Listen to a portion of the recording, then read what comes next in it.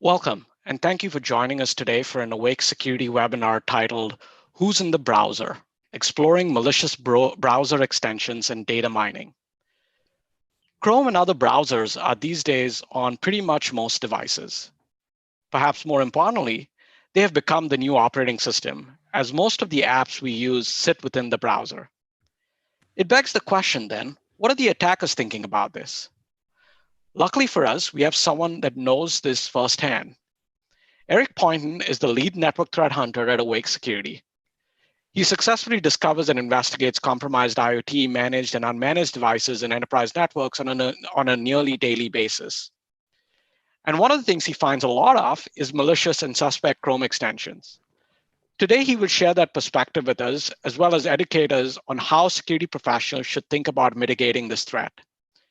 If you have questions or technical difficulties, please use the Q&A and chat feature in Zoom. With that said, Eric, over to you. Awesome. Thank you, Rudy. I appreciate the introduction. And yeah, welcome everybody. Thanks for taking time out of your day to join us in this talk about browser extensions. So quickly, we'll quickly go through a little agenda here. So first up, who am I? Who am I, and why am I up here talking to you guys about this today? We'll go through what browser extensions are, where they can be downloaded from, how popular they are, the overall threat model, and then some mitigation techniques that you guys can take home and apply to your enterprises. So a bit of a background on myself and why I'm up here today. So I approached this topic as a threat hunter and incident responder. I first started my career in InfoSec as a security consultant, mainly focused on penetration testing of systems and web applications. And that evolved out of my position as a web developer and search engine optimizer, while still at the University of Pittsburgh getting my degree in economics. I then went on to become one of Darktrace's first engineers in the United States. And after spending some time there, I switched over to threat intelligence, where I soon became the lead analyst for the United States. Now I'm at Awake, where I've led the threat hunting team for the last 18 months or so. So a lot of my time has been spent utilizing artificial intelligence for the sake of catching malicious actors both inside and out. And so during my time at Awake, I've actually focused a lot of my research on browser extensions, and I've even built some of my own to understand their capabilities and potential for use and misuse. And so over the course of this research, I've really uncovered some very interesting data points, many of which I'll share with you today throughout this presentation. So, why are we even talking about Chrome extensions, right? And you don't really have to take my word for it as to, the problem that they pose. Here's just a list of some article titles from some vendors that we know and love, like Wired and Forbes, and Trend Micro and ZDNet, that all kind of point out that this is a pretty big problem that we're facing. So without further ado, what are browser extensions? Simply put, browser extensions are small software programs that customize the browsing experience. And they enable users to tailor Chrome's functionality and behavior to individual needs or preferences. And these are just built on existing web technologies such as HTML, JavaScript, and CSS. And for those of you that are familiar with these languages, you understand how powerful JavaScript can be. So we'll see that they have plenty of capabilities. So where do these extensions come from? The official answer is the Google Chrome Web Store. And this is where the sanctioned store for users to go and download their extensions and add them to their browsers. But what I've noticed in a lot of my research is many malicious extensions, which some of them are available in the Chrome store and some are not, but they can be downloaded through a number of other ways. It's not just specifically through the Chrome store. We can do it in a number of ways, whether it's attached to an ad, as a part of malvertising, or you get one bundled in a phishing email, or bundled with other questionable or free programs, otherwise known as freeware. So how popular are browser extensions? And so my most recent scan of the Chrome store listed a little over 200,000 Chrome extensions. I believe the number was somewhere between 215,000 and 220,000 Chrome extensions. But the interesting thing here is that only a very small portion of these extensions are actually downloaded and use on a regular basis. In fact, only 13 of them have been downloaded more than 10 million times. And so, about 90% of them have less than 1,000 downloads.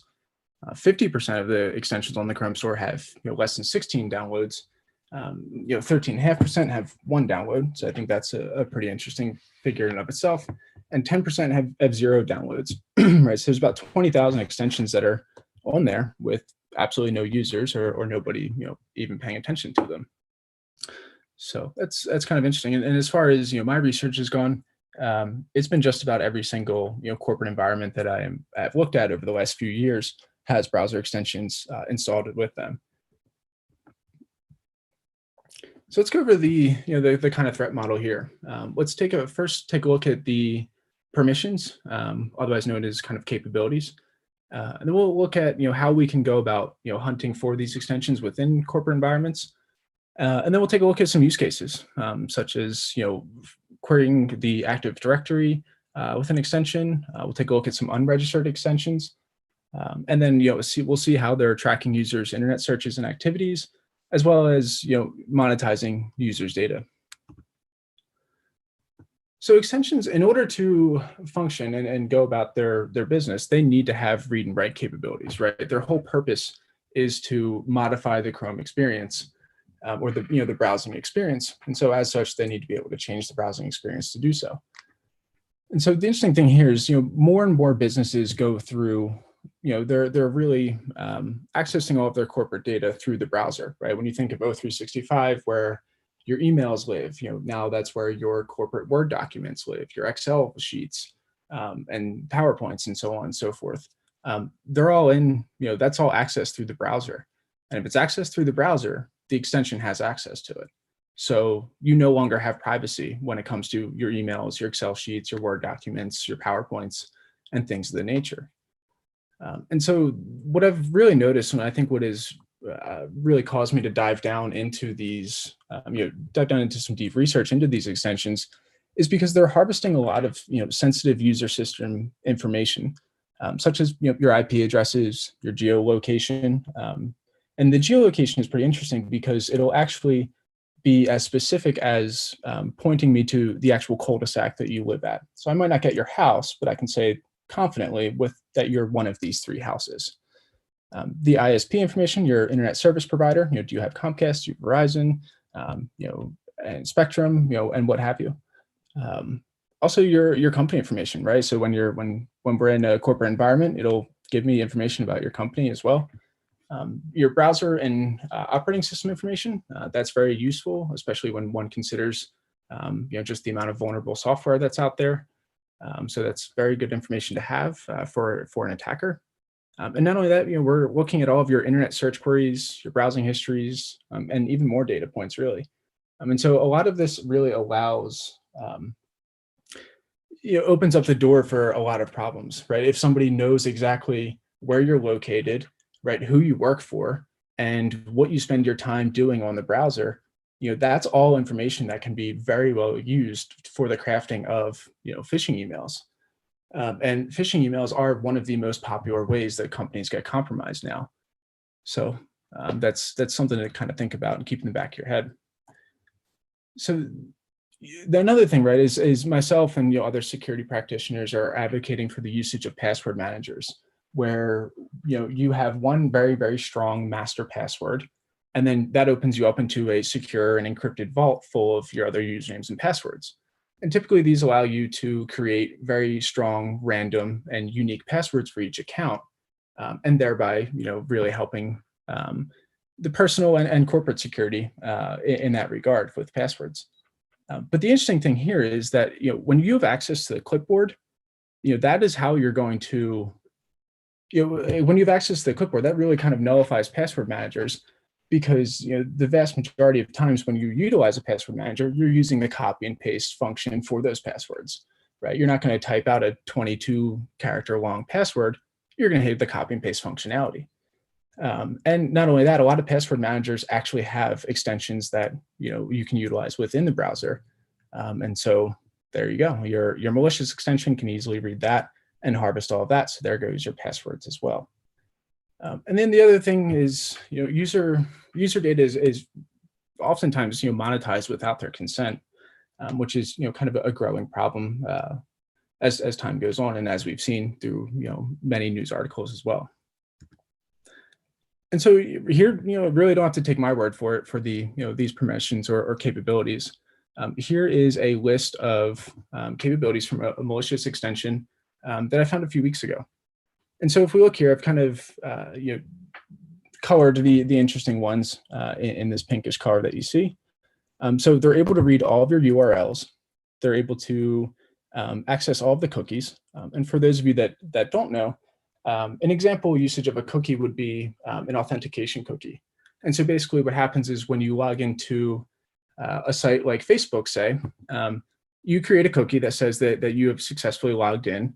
And then that stores a bit of an authentication token there. And so that way, when you refresh pages or go and move about your session, browsing through Facebook, you don't have to re-authenticate every single time. It uses that cookie to re-authenticate you. And that way you don't have to enter your password.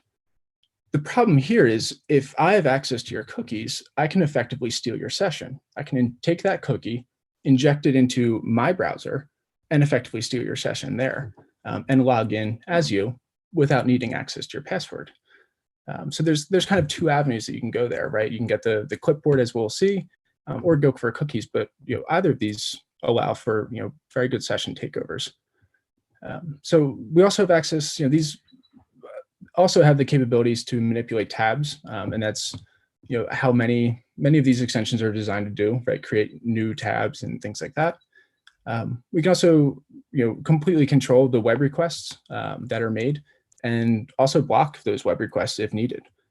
So that could be a very interesting use case.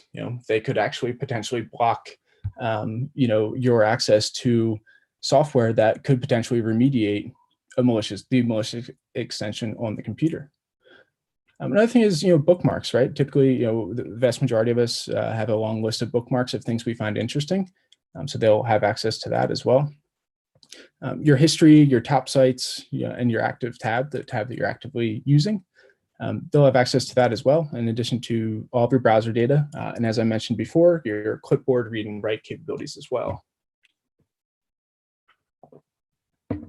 And once we get to the column on the right-hand side, this is when things start to get a little bit more interesting.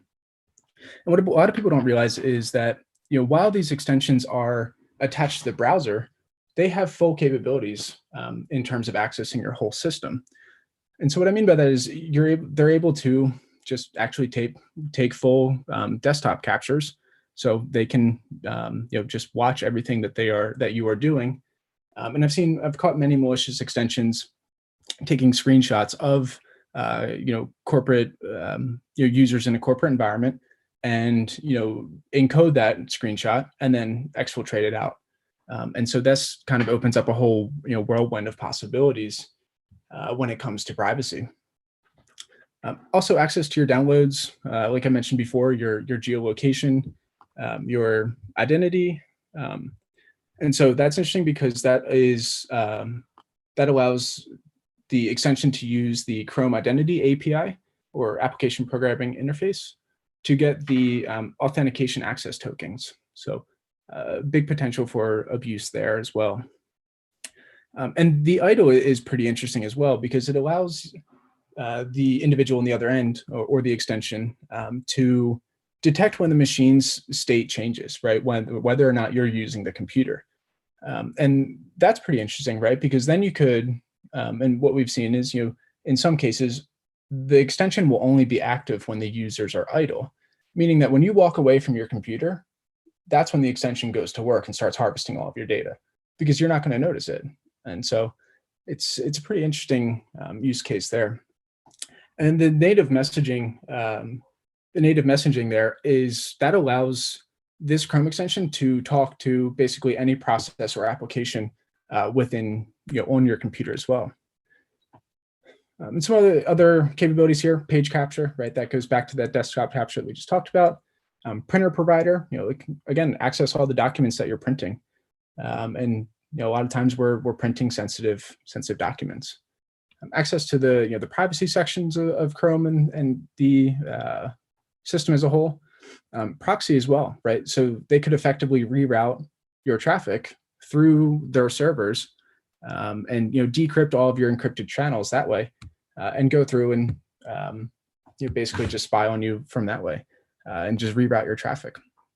As I mentioned earlier, with the cookies and the possible with the cookies and being able to steal sessions, this is going to have access to all of your sessions as well. And then you can see here, right, the system CPU, display, memory, and storage, in addition to tab capture. So we're able to really, kind of, for lack of a better word, play with the entire system, and therefore the user and all of their data as well.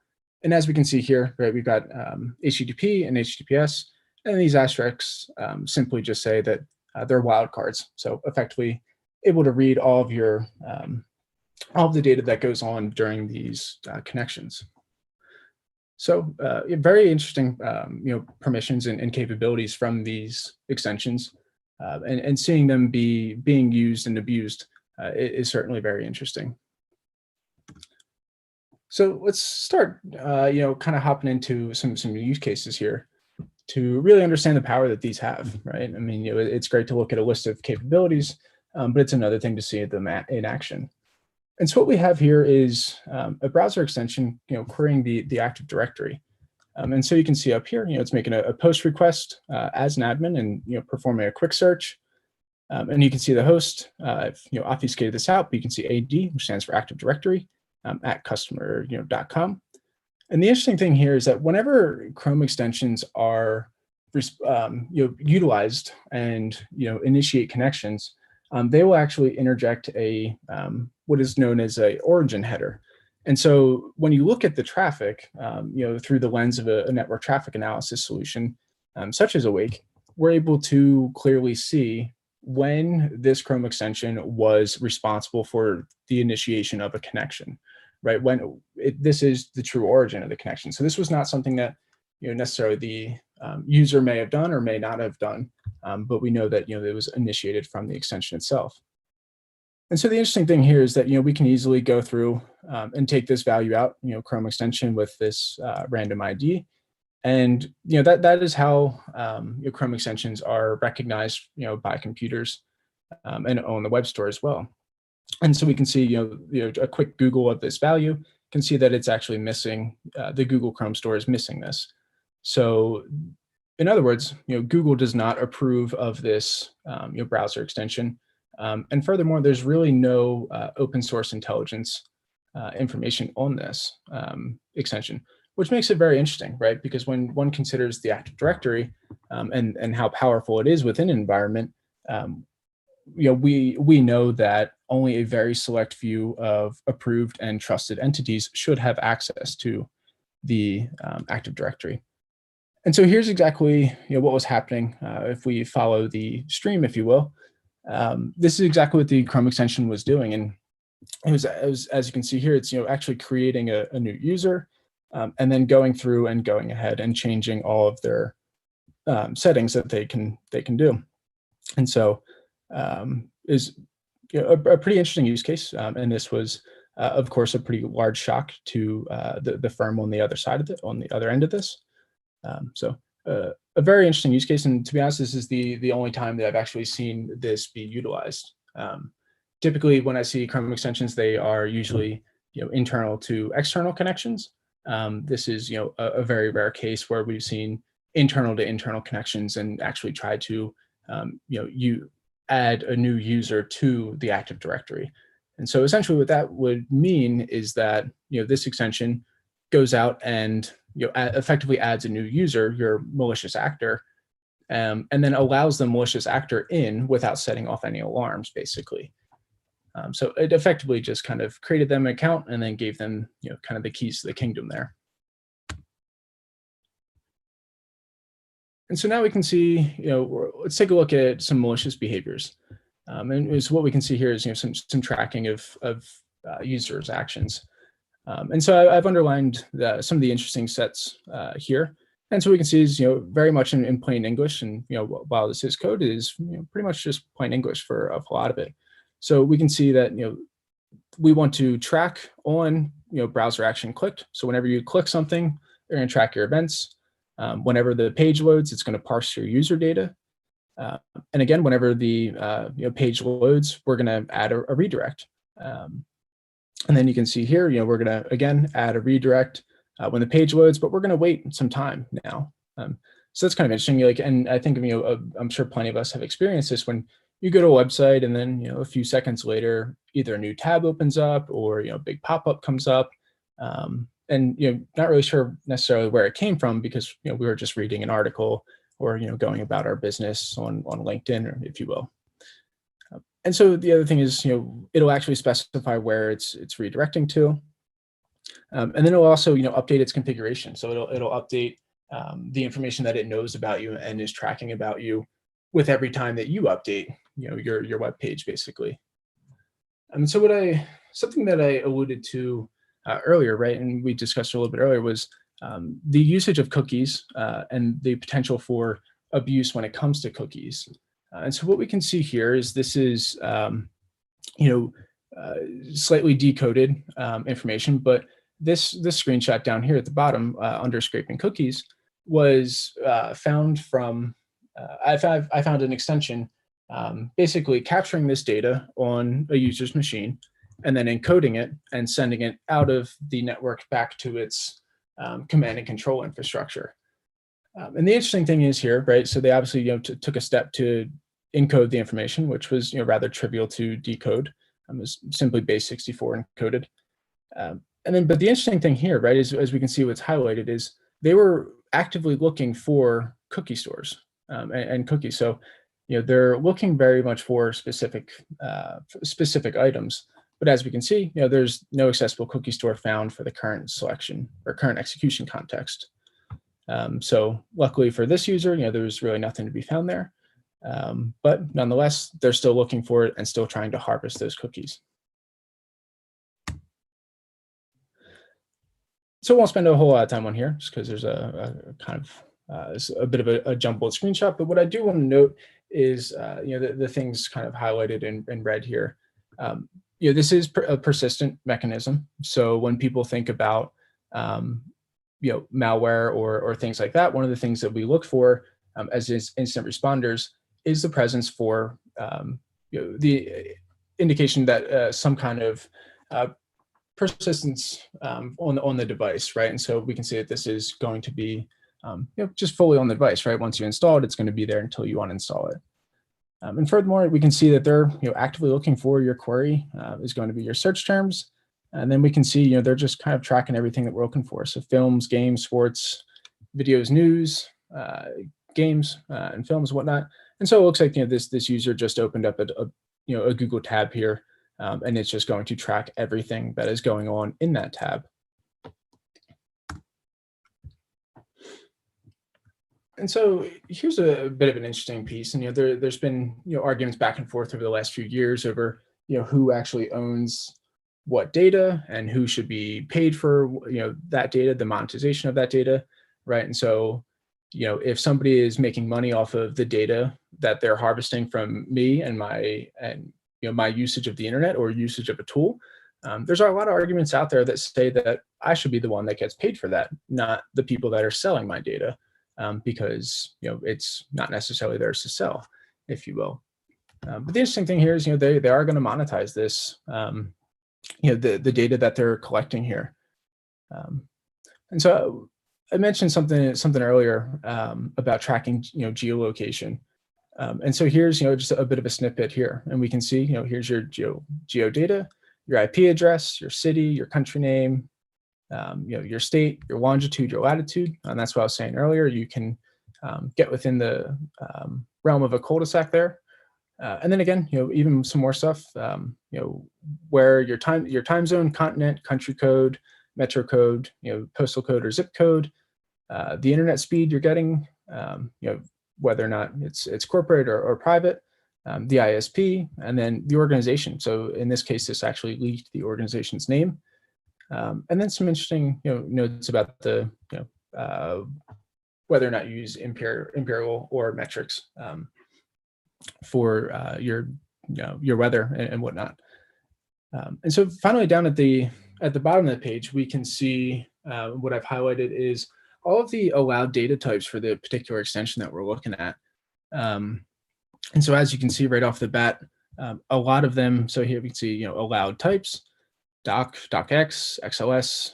So we've got your Word documents, Excel, PDF, all of your images, your Word documents, and so on and so forth. So it continues to go on. We can even see, Amazon ebooks are in there, and things like that.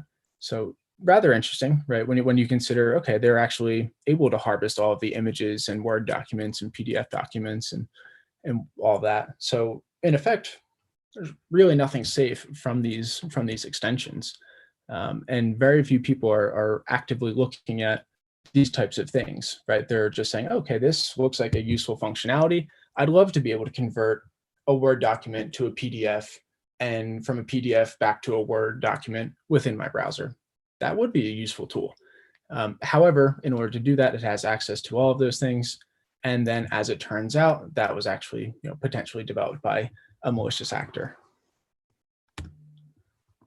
And so kind of stepping into some, how do we detect this, right? How do we go about hunting this and detecting this within a corporate environment? And so let's first take a look at downloading extensions outside of the Chrome store, right? Because one would say that if you have an extension and you're proud of it and you want to share it with users, put it on the Chrome store, right? Why not? Because when you put it on the Chrome store, there's a potential for you to make money from it, right? There's ways to monetize all kinds of things, but nonetheless, and maybe you want to put it on the Chrome store so that you can track your metrics of how many people downloaded or daily active users or things like that. But if you develop a malicious extension, you're not going to want to put that on the Chrome store because you're going to want this to fly as far under the radar as possible, to really stay as long on the victim's machine as long as possible. And so what we see here is a quick screenshot of the Awake workbench, and we can see is we actually have a model to detect this, right? Download Chrome extension downloaded outside of the Chrome store. So we're looking for .crx files outside of the sanctioned Chrome store. .crx is the extension file type for Chrome extensions. And so for this instance that we see right here, which is at the beginning of April, we can see a quick call out for a GET request for this .crx file. And oh, by the way, this extension is known to be malicious. So a pretty interesting use case here.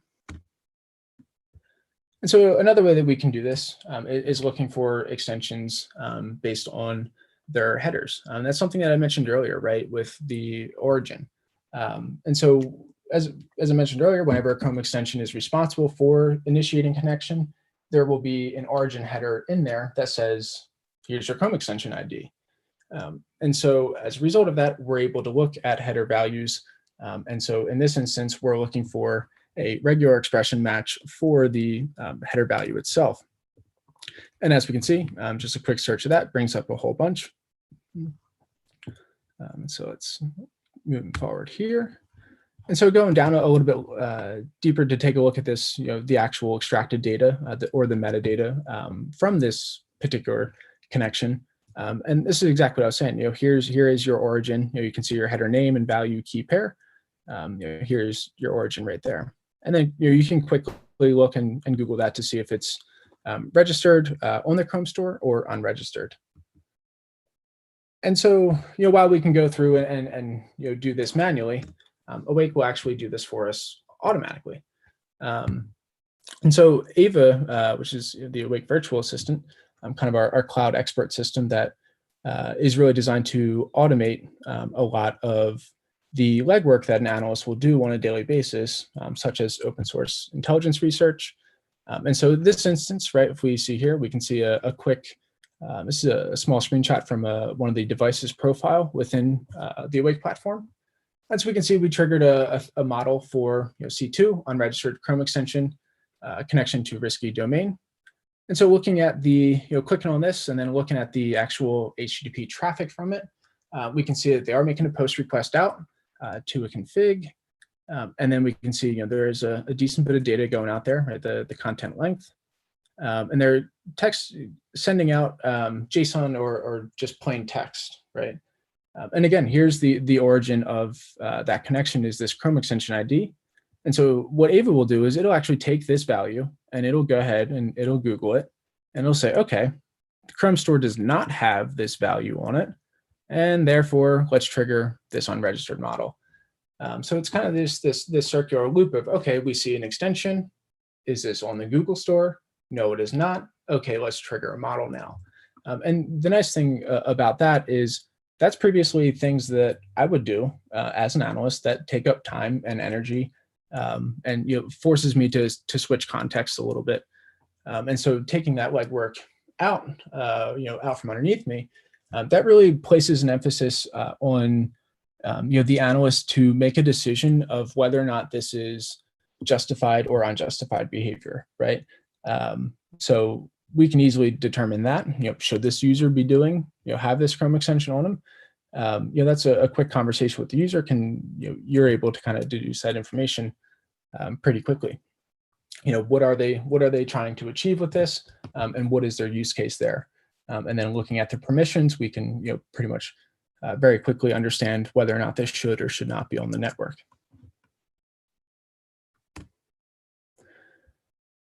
And so something we need to talk about here is mitigation, right?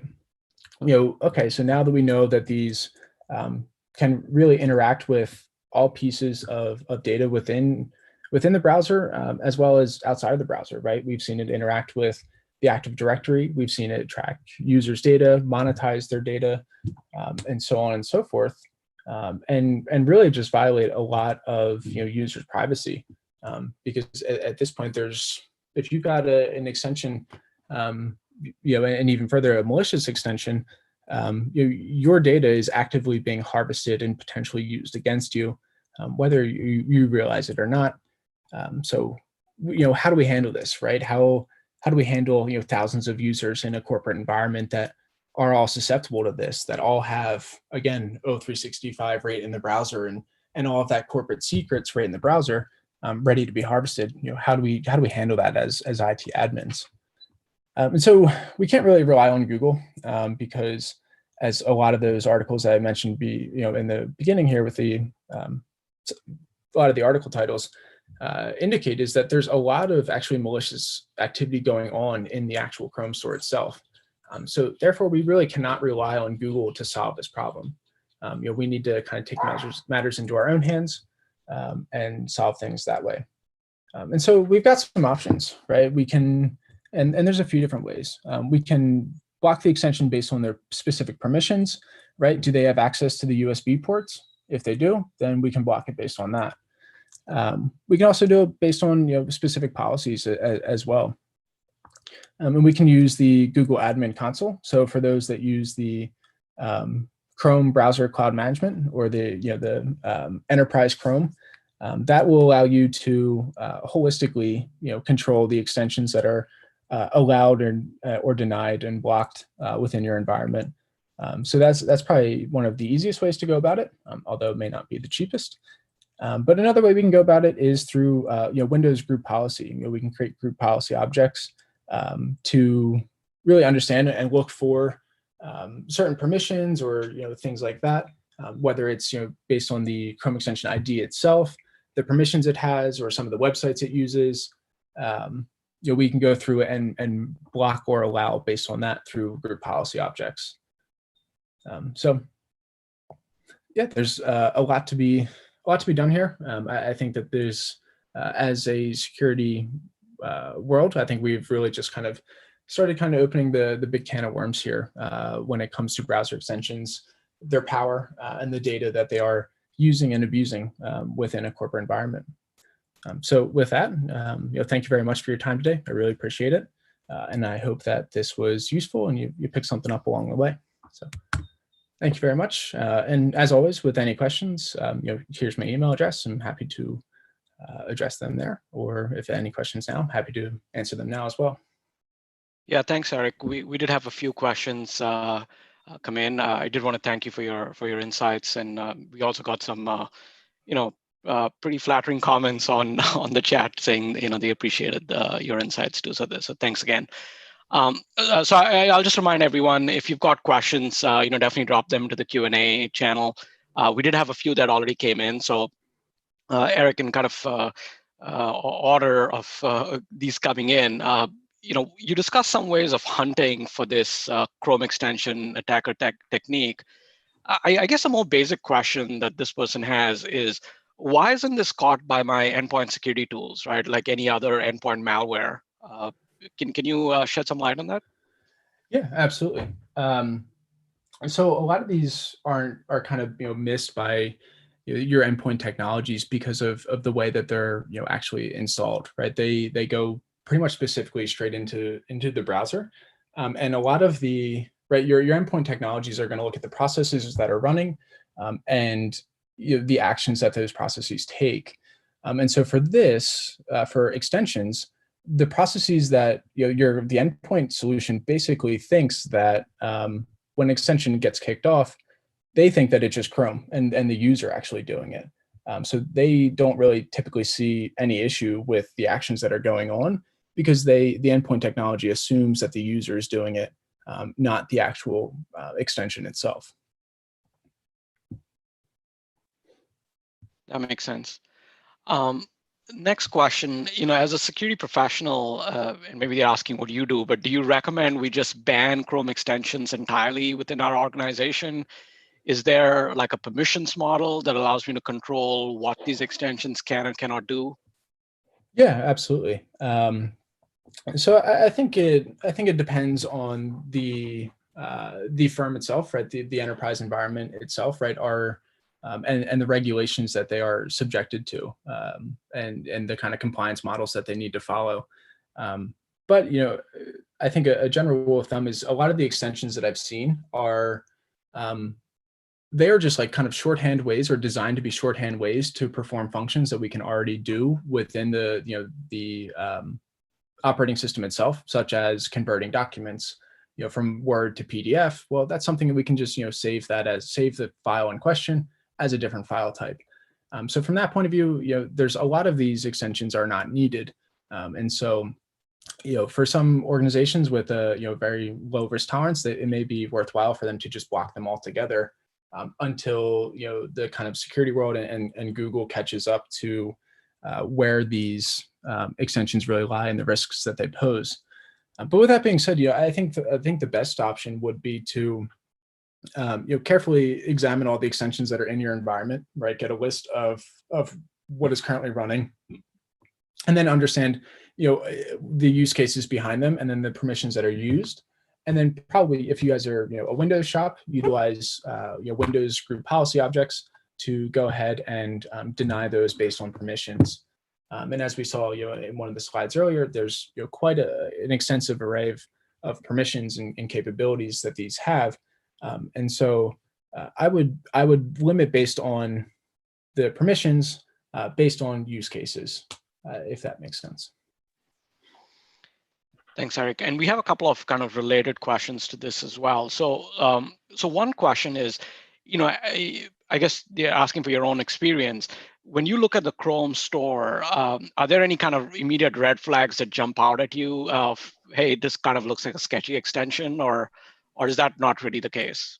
Yeah, absolutely. Yeah, there's definitely a few kind of telltale signs, right? You want to look at some of the things that I personally look at when investigating these are the number of downloads, right? I mentioned some of the statistics earlier on the downloads, right? 50% of these extensions really don't have pretty much any users, right? 90% of these extensions have less than 1,000 downloads, and so when we look at the the Chrome store, those numbers are going to be heavily inflated for the suspicious and the malicious ones, right? We may say something that might be designed to convert file types that is potentially malicious, that is on the Chrome store.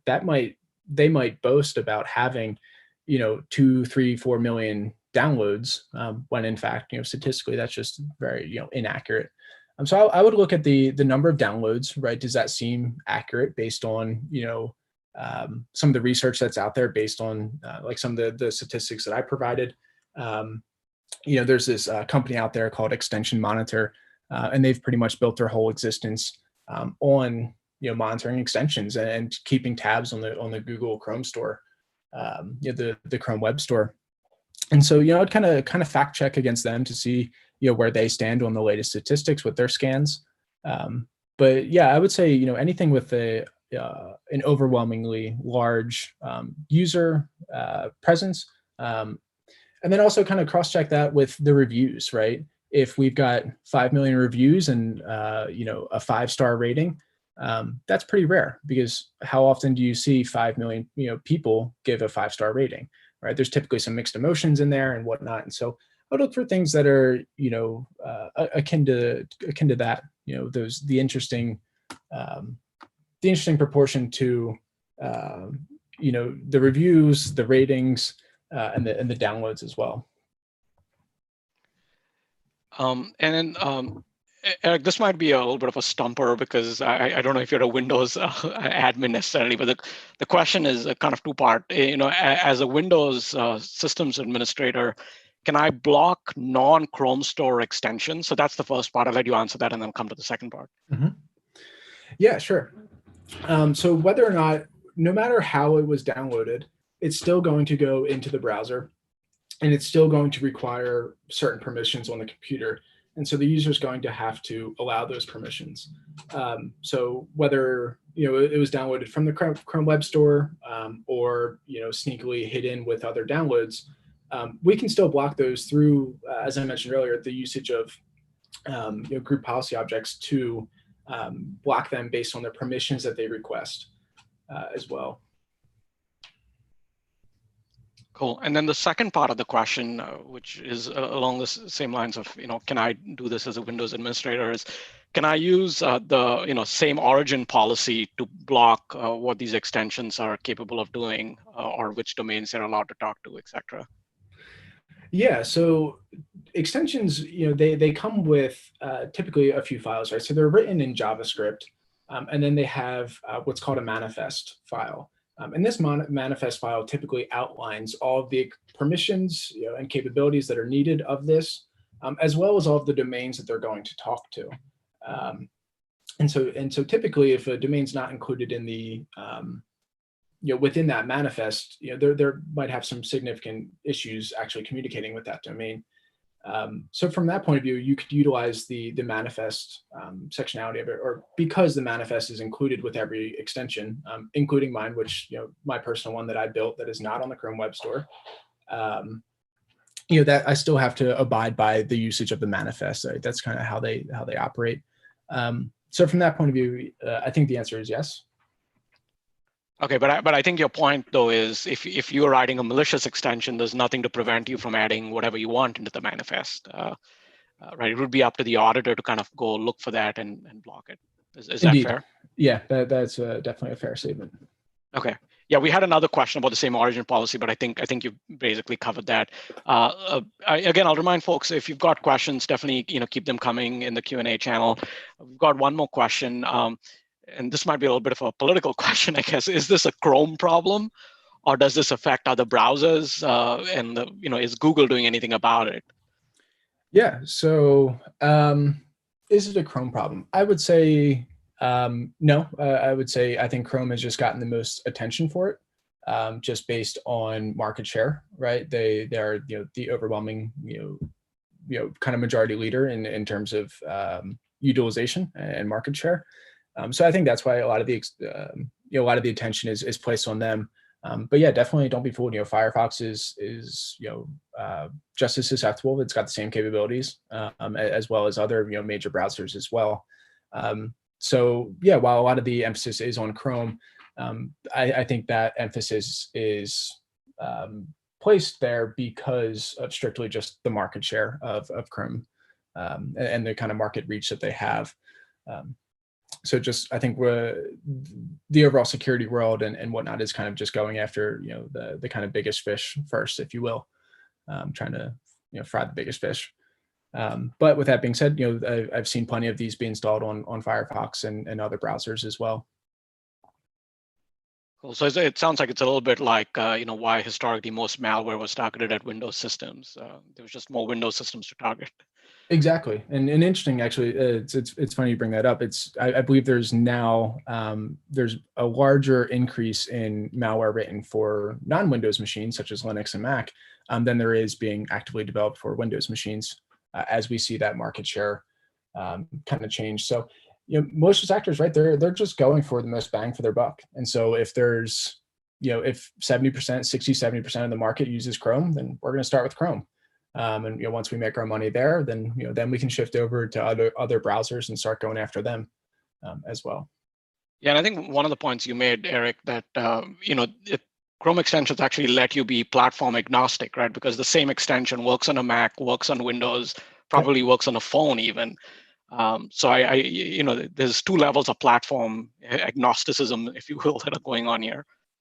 Yeah, absolutely, and I've certainly actually seen them on mobile phones as well, and that was actually a really interesting piece of portion of my research was investigating these on mobile devices, and so I've actually seen some malicious extensions download some APK files or Android Android files, so they've got their extension on their on their mobile device because, right, Chrome, once you sign into Chrome, you can sign in on your phone and you'll have that same capabilities on your phone, your tablet, and your browser. And the extension can potentially, if you set the settings right, that extension can actually be downloaded onto all of them as a result of you logging into your profile. So yeah, it's definitely pretty interesting how pervasive they can be and how much they will follow you. And then again, that interesting piece I was talking about is downloading Android files. So the particular user in question had a malicious extension on their desktop and as well as on their phone. And as a result of that, their phone ended up getting compromised, right? Because if you see all the extension capabilities, right, they're basically already compromising the entire device, with access to the whole background system and operating system as a whole. But then they went after their phone. And so now at this point, they're watching everything you do online, every text message you send, every Instagram picture you look at, and every call that you make. So from that point of view, you lose every single piece of privacy that you thought you had.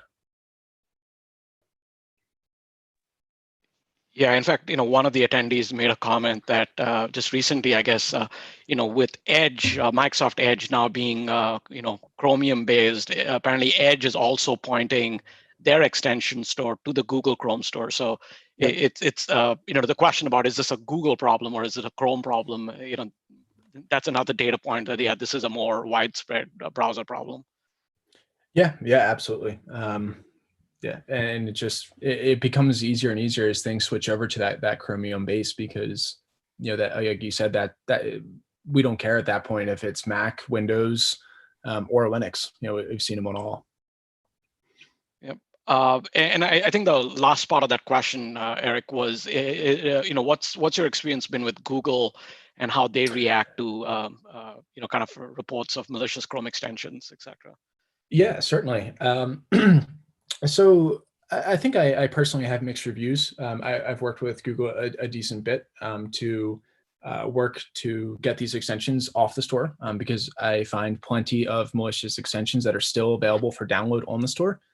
And so they really are doing their best. They are working with individuals like myself and other corporations. I believe Duo posted a pretty big article as well, and they worked with an independent researcher, and then the independent researcher, Duo, and Chrome all work together to take down a few hundred extensions. And that's all great, right? It's great when we see 50, 100, 200 extensions taken down from the store. But the fact of the matter is, there's over 200,000 of them, right? That is a very difficult number to keep track of. To go through each and every one of those, reverse engineer them, and understand exactly how they're going to act in an environment. That's a lot to keep up with, and something that's they're clearly struggling to keep up with it because my researchers like myself and other individuals out there are still able to find malicious extensions that are available on the Chrome store. But with that being said, they from what I can tell, they really are doing their best. They're pretty responsive to myself and other researchers that look into these types of topics. So I think we're playing catch up, but it's nice to see that they are willing to work with individuals and like myself and companies like Awake and other researchers out there to put their best foot forward and really work to take these malicious extensions off of their Chrome store.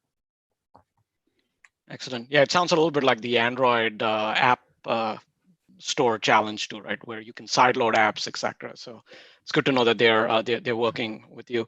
One kind of related question to that is, from your experience hunting, do you have a sense of how often you run into kind of Chrome store extensions versus the unregistered extensions? I don't know if you have a stat at the top of your head. Yeah, I would say the vast majority are unregistered at this point. And I think I've seen that shift over the last 18 months. I think when I really started my research on these and kind of doing mass scans to find them and whatnot, I think I was finding a much closer, kind of more of a 50-50 split between registered and unregistered. But I would say as time goes on, as more of those Wired and Forbes articles comes out, which clearly say, hey, these extensions are malicious and all of that. And so as Google and the world has started to kind of shed some light on this topic, I've really seen those numbers go from, something like a 50-50 distribution to more of like a 60-40, possibly even, 65-35 portion where, 65 to 70% of the extensions that I come across are unregistered. And then some are registered. But I think the point that I want to make here, right, is whether or not they're registered or unregistered. A lot of them do have those extreme permissions, and so there's some popular ones out there. And it's actually one of the let's see here. Okay, no, I was gonna say it's not one of the ones that's been downloaded more than 10 million times, but I believe it's got over 1 million downloads.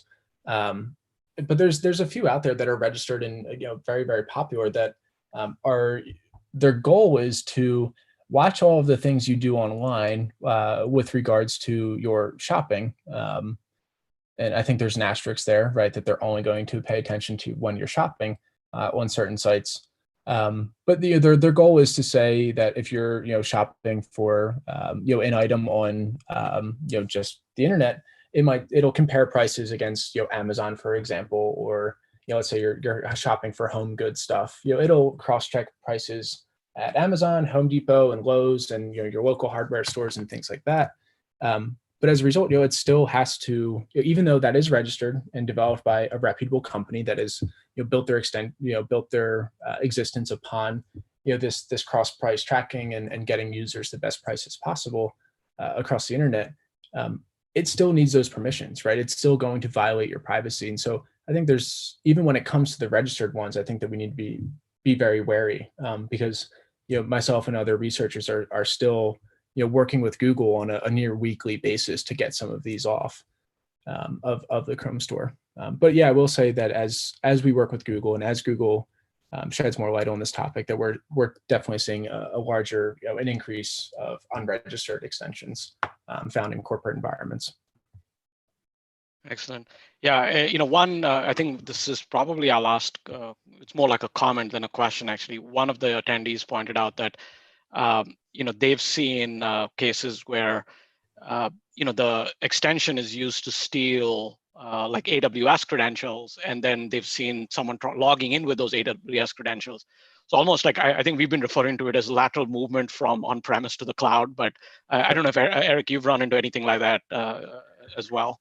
Yeah, absolutely. And I'd say one of the most interesting ones that I came across, and I actually purposefully did not include it in this this webinar, just because I think the company in question, or the company that's being abused, is taking a lot of heat recently, and a lot of people would like to kind of blame them for being unsecure or whatnot. But realistically, they're doing the best they can and making changes very, very quickly. And the company I'm talking about is Zoom, and so there are vulnerabilities. And there's been vulnerabilities released, here and there over the last year or so when it comes to Zoom. But I think one of the largest ones that they had was the ability to what they call a Zoom bomb, and such that if you have the URL or the meeting ID number, then you're able to go and sit in on that meeting, whether or not you were invited or anything else. If you have that ID, you're allowed in. And so we found a Chrome extension that was, unregistered, right? Really no signs of this anywhere. Couldn't find any users on it, or really anything on open source intelligence for this extension. And it was actually scraping Zoom URLs as well. And then I want to say about 3 months later, the news broke that it was possible to, I think other security researchers realized that there was a really big hole there. And so this extension was, in that environment for a few months, and then, they went through a trial with Awake, and we pointed that out once they, kind of went through their trial with Awake. And, they did some remediation and were able to find that it was on the endpoint for a few months. And we said, hey, they're scraping Zoom URLs, and that's a pretty big deal. But then, like I said, about 2-3 months later, we found out that, they're probably using that for malicious purposes and spying on Zoom meetings. That's super interesting, because it's kind of amazing how the attack surface has really dramatically changed. Yeah, absolutely. And along those lines, I think we experienced a very similar use case that that the individual who made the comment. We experienced a very interesting use case, and as part of our research, some of the team members at Awake, some of the researchers here, actually built a Chrome extension that does exactly that. Right, it goes in and it steals their AWS credentials, and it will kind of immediately log in to them and potentially even reset the password and go on to do more nefarious activities afterwards. So yeah, I mean, those capabilities are very real, and they're actively being used and abused and used against us, really. Yeah, no wonder the attackers view these as the keys to the kingdom. Excellent. Yeah. Eric, thanks so much. I think that's all the questions we had. To the audience, appreciate your time and your comments and your questions. If you have any other questions, definitely don't hesitate to reach out to us at Awake or to Eric. Thank you everyone for attending. If you would like to share or view the recording, these are always available on Awake's YouTube channel. We look forward to seeing you at the next Awake Security webinar, where we'll actually be talking about full kill chain reconstruction. So visit us at awakesecurity.com/webinars to sign up. And we hope you have a great rest of the day and a great weekend starting tomorrow. Take care. Yeah. Thank you, everybody. Take care.